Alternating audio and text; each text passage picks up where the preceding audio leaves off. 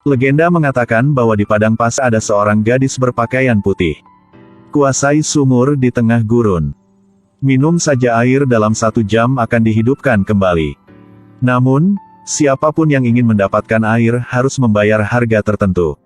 3 saudara lainnya ingin mengobati penyakit ibu mereka. Jadi mereka menemukan sumur ajaib ini. Tapi gadis berbaju putih tidak akan membiarkan mereka membawa air.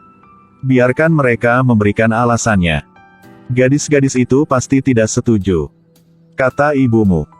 Ditakdirkan untuk meninggalkan dunia.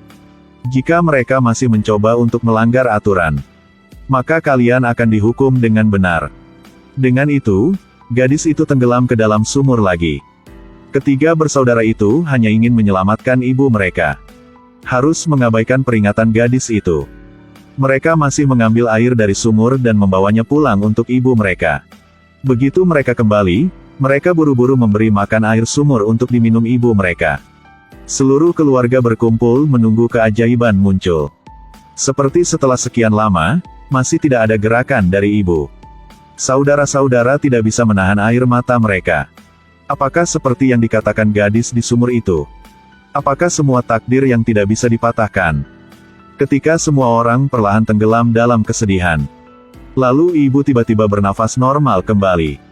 Kulit yang terbakar parah oleh api segera sembuh seperti sebelumnya. Kemudian ibu membuka matanya dan duduk. Ketika ketiga bersaudara itu melihat ibu mereka hidup kembali, mereka sangat bahagia. Tetapi sang ibu baru saja mendengar bahwa dia hidup kembali karena dia meminum air sumur. Sangat takut sehingga dia mendesak putranya untuk melarikan diri. Karena mereka melanggar aturan alam. Gadis berbaju putih pasti akan datang ke pintu. Tapi mereka belum dibersihkan. Kemudian gadis berbaju putih muncul dari genangan air di lantai. Angin mengerikan juga mengikuti. Apa yang gadis itu katakan mereka bertiga dengan sengaja melanggar aturan. Harus dihukum. Begitu kedua bersaudara itu selesai berbicara, mereka berubah menjadi asap merah. Terkunci dalam 2 vas di atas meja. Cirus tertua mengikuti tak lama setelah itu. Tersedot ke dalam vas yang tersisa. Mereka menjadi jiwa yang terperangkap dalam toples. Segera semuanya menghilang. Vas Cirus jatuh di negeri ajaib. Kebetulan bertemu Elis dan juga dibawa ke sini. Dia menemukan ada vas raksasa tergeletak di dekatnya. Dia sendiri menyusut untuk menghindari tertangkap oleh orang jahat. Elis penasaran membuka tutupnya dan melangkah masuk. Sengaja membebaskan jin, Cirus juga terjebak di sini. Cirus benar-benar ingin berterima kasih padanya. Harus memberinya 3 permata. Setiap permata sesuai dengan keinginan. Namun Elis tidak mau menerima. Lihatlah wajah tampan di hadapannya. Dia memutuskan untuk tinggal di sini sebagai istri Cirus. 2 orang jatuh cinta dan berjanji untuk bersama selamanya. Tapi di kerajaan peri ini, ada Ratu Merah yang kejam dan kesepian. Dia tidak mengizinkan siapapun untuk menjadi pasangan di dunia ini. Jadi dia pergi ke tempat yang memisahkan mereka berdua. Dia menjentikkan tangannya dengan ringan ke arah Cirus. Dia segera didorong ke jurang maut. Benar-benar menghilang di antara awan. Elis membawa sakit hatinya kembali ke dunia manusia. Hari demi hari dalam kesedihan. Dia menceritakan kisah dia berlari ke keluarganya. Mereka memasukkannya ke rumah sakit jiwa. Pikir dia punya masalah. Tanpa diduga malam itu, pintu yang terkunci tiba-tiba terbuka. Ternyata Will, pasangannya di negeri ajaib, mendatanginya dan mengumumkan berita penting. Suaminya Cirus belum keluar. Masih di negeri ajaib. Elis mendengarkan ini seperti diberdayakan oleh cinta. Dia mengalahkan para penjaga sendirian. Membawa sepatu kulit hitamnya. Berjalan keluar dari rumah sakit dengan Will dengan bermartabat. Di lorong, dia melihat kelinci yang familiar lagi. Mereka berdua mengikuti kelinci ke gudang. Kelinci menggambar lingkaran di pintu. Buka pintu masuk ke negeri ajaib. Elis dan Will berjalan bergandengan tangan. Tapi kali ini kurang beruntung. Mereka jatuh ke danau yang penuh gelembung di negeri ajaib. Tidak ada bedanya dengan berpakaian di dunia nyata.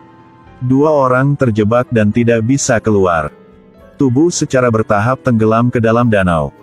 Saat kritis, Alice telah menemukan cara. Dia menangkap capung yang bernapas api. Remas ekornya dengan sekuat tenaga. Ketika capung terluka, ia menyemburkan api besar. Gelembung yang terbakar saling menempel untuk membentuk permukaan yang keras. Mereka berdua mengikuti dan naik ke pantai. Tapi tidak melihat kelinci. Tidak mungkin, mereka berdua pergi sendiri. Mereka menemukan sebuah pohon tua yang besar. Alice kemudian naik untuk mengamati arah. Tiba-tiba, di belakangnya muncul monster. Alice melangkah mundur dan hendak melarikan diri. Lalu kucing raksasa itu berhenti di depanku. Kucing Cheshire pernah membantu Alice di negeri ajaib. Sekarang sepertinya dia benar-benar melupakannya. Bahkan melihatnya sebagai mangsa untuk dimakan. Kucing dengan mata besar bergegas menuju tempat Alice berdiri. Tapi dia lebih cepat, melompat dan menempel di cabang terdekat. Tapi dia tidak bisa bertahan dan jatuh dari atas ke tanah. Kucing itu juga mengejar, melompat turun dari pohon. Alice yang panik segera melarikan diri.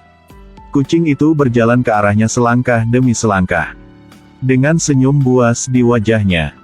Itu mengetuk Alice dan membuatnya jatuh. Lalu ekornya menyapu. Akhirnya, gunakan kakinya untuk memaksa Alice berbaring rata di tanah.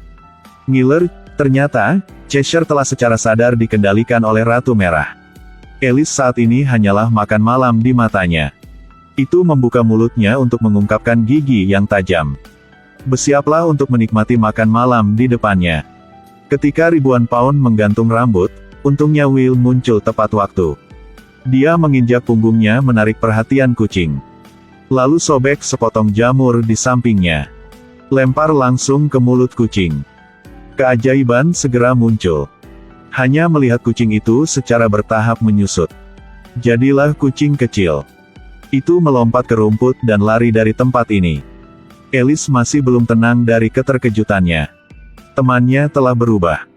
Bahkan kucing Cheshire telah berubah. Nightwill, yang dulunya musuh, sekarang menjadi kawan.